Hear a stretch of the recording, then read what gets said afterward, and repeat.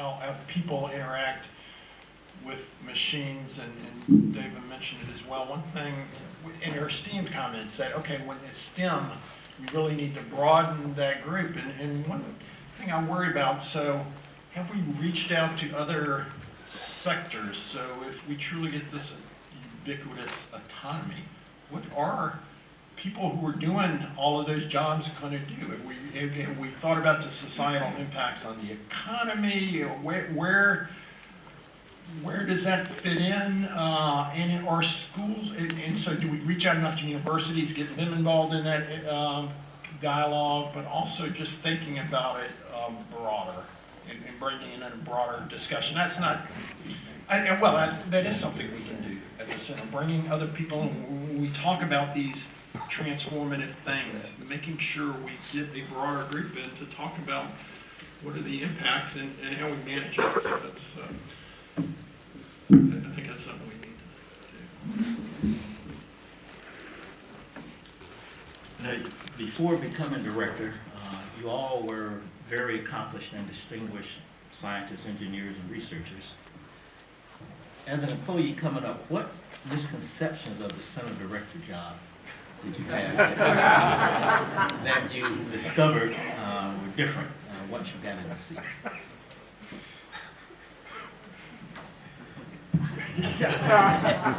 They thought we were smart. I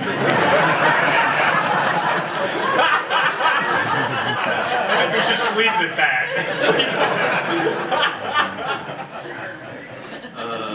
Misconceptions, I don't know. The ones I recall were sort of specific and in certain areas where we get into disagreements, and I decided not to support certain areas. So, but all in all, I think it was a pretty good relationship, and I always figured my job was to take care of things for the employees, and that was what I was there for. So it was a good relationship. Adding to what Pete said, one of the misconceptions I had was you did lose touch with all of those folks out there that you really envied and wish you were out there working as at that time, because you just cannot maintain that relationship that you've had with these folks as you come up through management. And I think that was one thing that I really did not understand until I was in the office with Jerry, and then later on. Yeah, I had a senior person come to me when they became deputy senator and look at me and go, "So how does it feel to be part of the problem now?" So then I knew what I was getting into by going to the office of director. So the thing I remember, and this is actually a paraphrase quote from Jerry, and that is, I thought a decision would be a decision. And Jerry's quote, I think, was something like, no, a decision means the debate really starts. Now we'll really start debating about what we're going to do. And so listening and patience was a skill for me that I had to develop. Actually, Lisa was a great mentor, by the way. And Lisa is expert at listening, patience and listening and getting input and synthesizing that input into a decision. I learned a lot from her, but man, did I struggle. Yeah, I think it's how difficult it is, maybe when you make a decision, or to communicate all the way, to get the message all the way down or through the organization, is what I kind of didn't get before, looking at center directors, just how difficult that is. Yeah, the only thing I would add, so actually I had all three jobs in the office of director, associate director, deputy director, center director. So my one epiphany, when I was in each one, I'd look up, oh, that's not so hard. Yeah, deputy thing, yeah, I can do that. Well, no, that was a hard job. I was deputy. So I said, that center director thing. especially for me, right? That's not that hard. I can do that. No, it's hard. We're both harder than I thought they were. So that was my epiphany. Wait till you get to headquarters. Yeah, Let's just not go there. So when I was the director for, my office was maybe 30 feet from the, so even as a director, couldn't make the lights go off.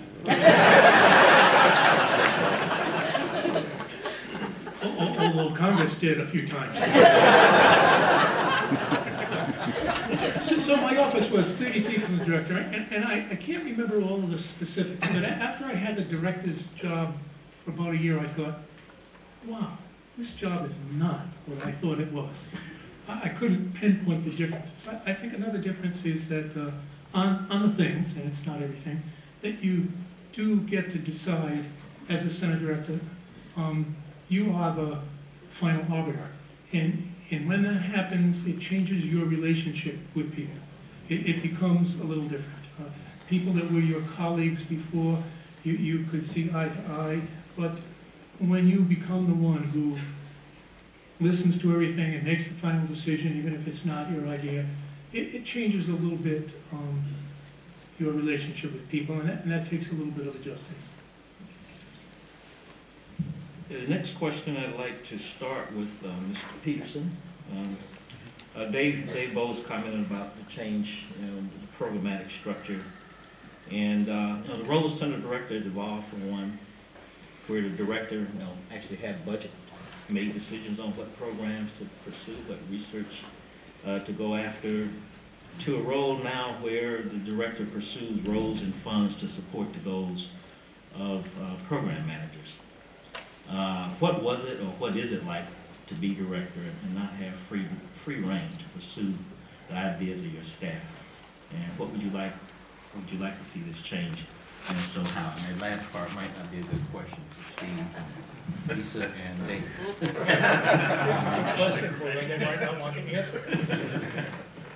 Well, I think most people know sort of what my answer is.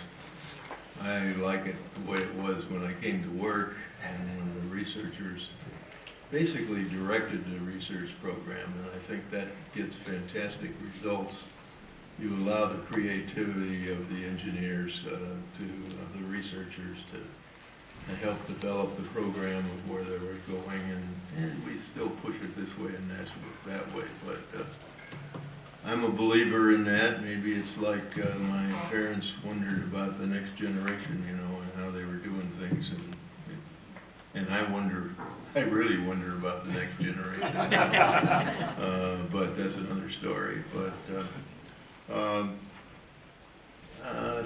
maybe what you're doing works, but I don't think it gets the best research, and I would like to see it go back. And even when I was center director, I could look over the time from 1957 to 1990 and realize there was a constant fight going on to keep some control from headquarters. And there was more and more having to go up there and fight over the money and so forth, which of course was largely my job. And I felt that was not good at the time. But it was there, and it's a natural part of what happens with the type of organization we became when we became part of NASA. So, as I say, maybe what you're doing is for the best. I wouldn't do it that way if I had my choice. Yeah, the real challenge that these folks, unfortunately, I don't face it anymore, neither do these other two guys, but the people on my right face is, we talk about the workforce and the capabilities, sustaining that in the environment they have to operate is the challenge they really have to face. I mean, we're where we are, not by choice, it's just where we end up being, and the job that Henry Reed had was challenge the people and provide resources. These people got the same job. You just don't do it the same way. I mean, if there's only one telephone, no telecoms, no tweets, and no email, and the U.S. mail is the way you communicate with headquarters, life is one way. But when you communicate at the speed of light, it becomes a lot more difficult to maintain any autonomy at all, really, in the environment these people work. But I happened to be on the cusp when that transition seemed to be happening. And it's a challenge, and these folks, in my opinion, have done an excellent job of doing that. They have made the adjustments at the center that makes Langley very viable in today's environment. So the difficulty I've had is when we try to act like things are separate, right? When we try to say, we separate our missions from our capabilities, and don't treat them all as one. And so what I mean by that is, we'll be like, well, we're gonna fund the missions, but we're not gonna fund our capabilities, and act like they're separate things. And that's what I've been struggling to break down. I tried to do it here at NASA Langley, and I've certainly been doing it at headquarters, where we understand that they're one and the same. Our capabilities enable our missions, and we have to think of that as a whole, and we have to make sure that we're enabling and creating those capabilities that will enable those missions of the future, and think about them all together. And so I've worked to make sure that our missions are very engaged in deciding what do we need NASA to be in the future, what capabilities do we need, and not just, and I don't know why the stovepipes happen, but but not just putting blinders on and saying, we're going this way, and then the rest of NASA is going, what's happening there, right? So we don't have the things we need for the future. So that's been something I've worked to try to break down and not treat those as two separate things. And I know Steve has been, really helping and working as part of Yeah, that too. it's made me very popular with the senators. Okay, let's take another question from the audience. How do you think Langley's culture differs from that of other centers or from headquarters? And over the years, how have interactions with the other centers changed? Well, so what I see from, because I've been in all the different cultures I worked 15 years at Kennedy Space Center, 4 years at Johnson Space Center, 11 years at Langley, and now, I don't know, 3 years or so at headquarters. So culture and how is Langley different?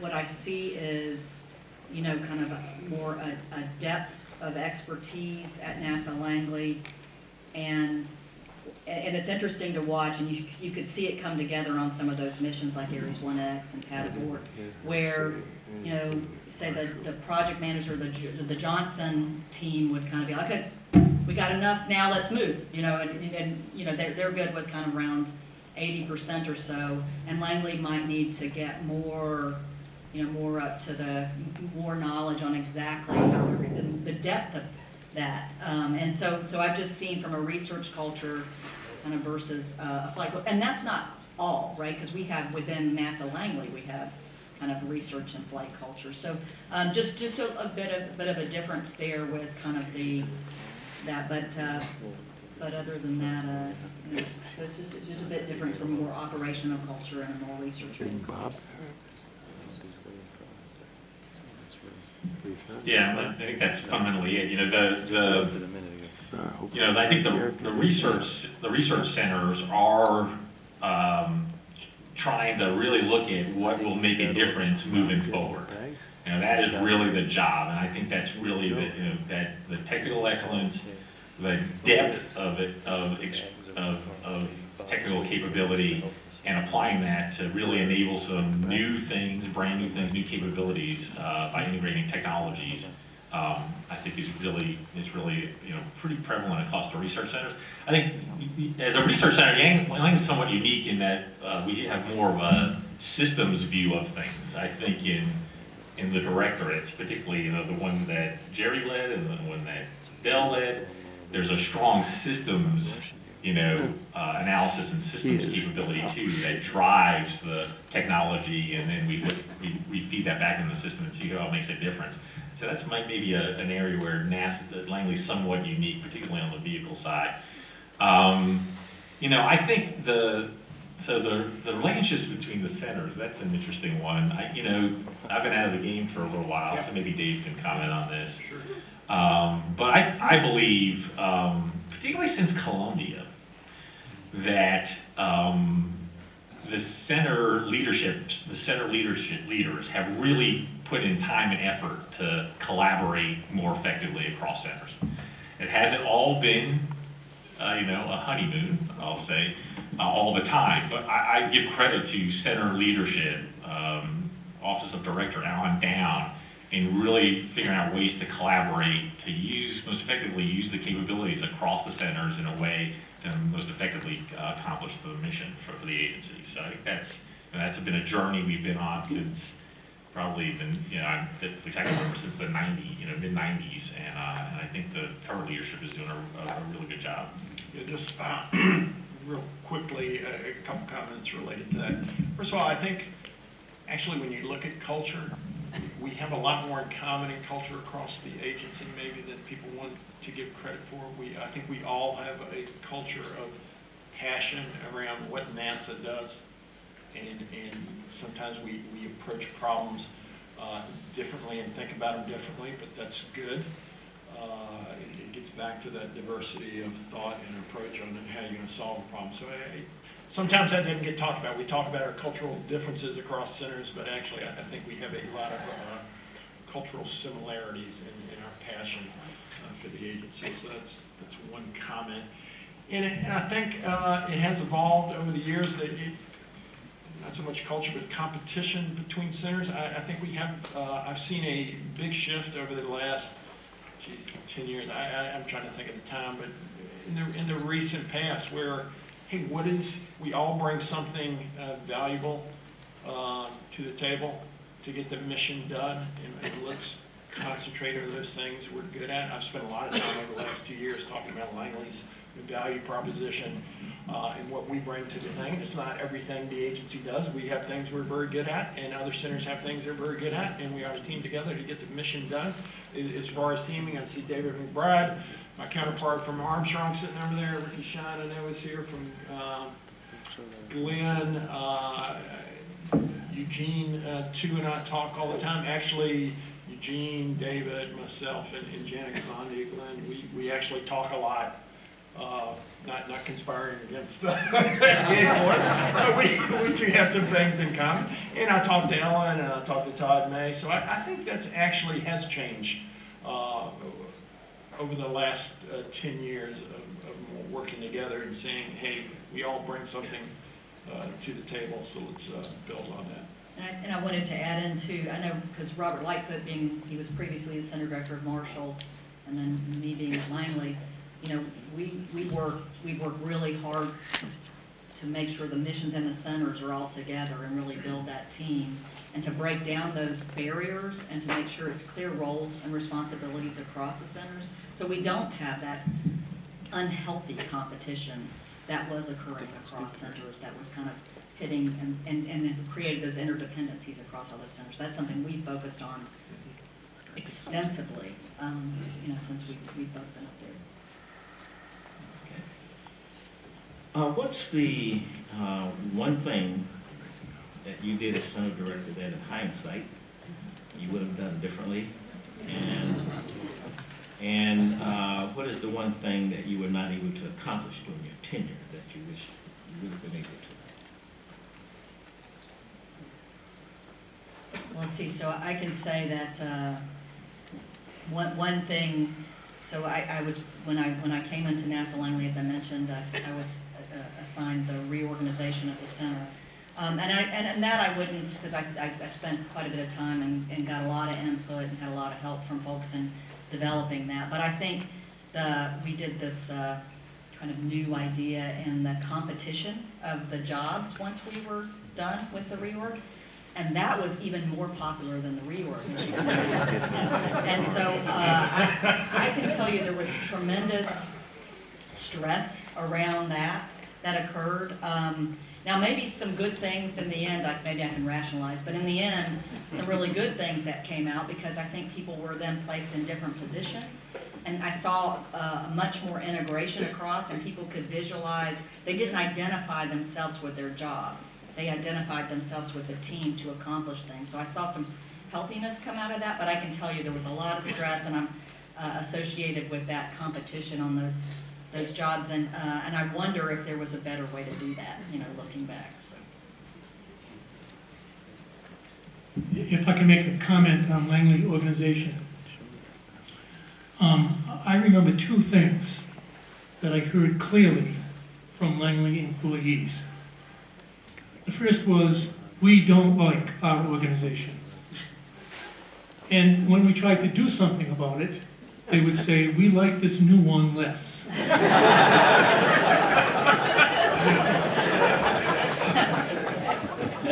And I have also sometimes said, you know, you'd think after 100 years, if there was a right way to do it, we might have stumbled onto it.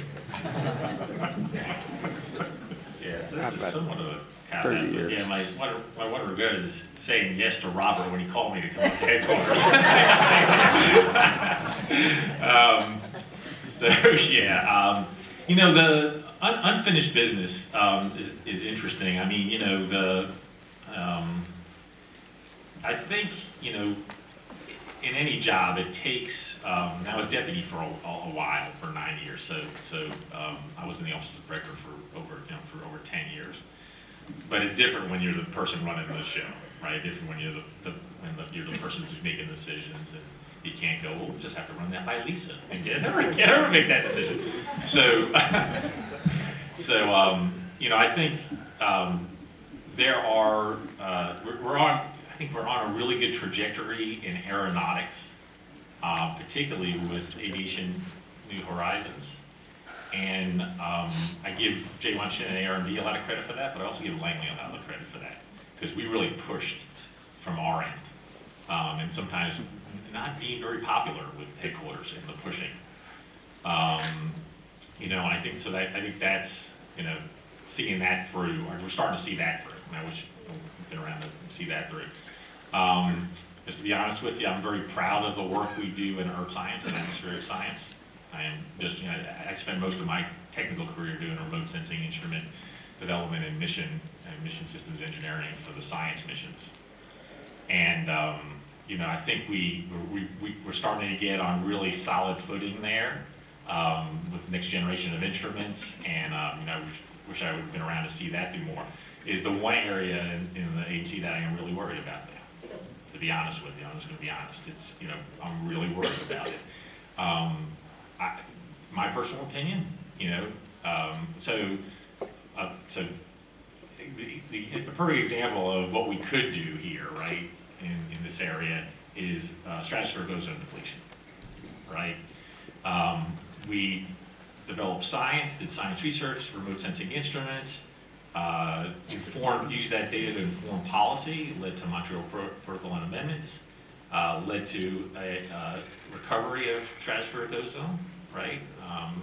Which is a filter for UV rays, right? And we used our remote sensing science to validate the effectiveness of that policy, right? Well, we should be kind of doing that now. What's going on with the change in the earth now? And so I really worry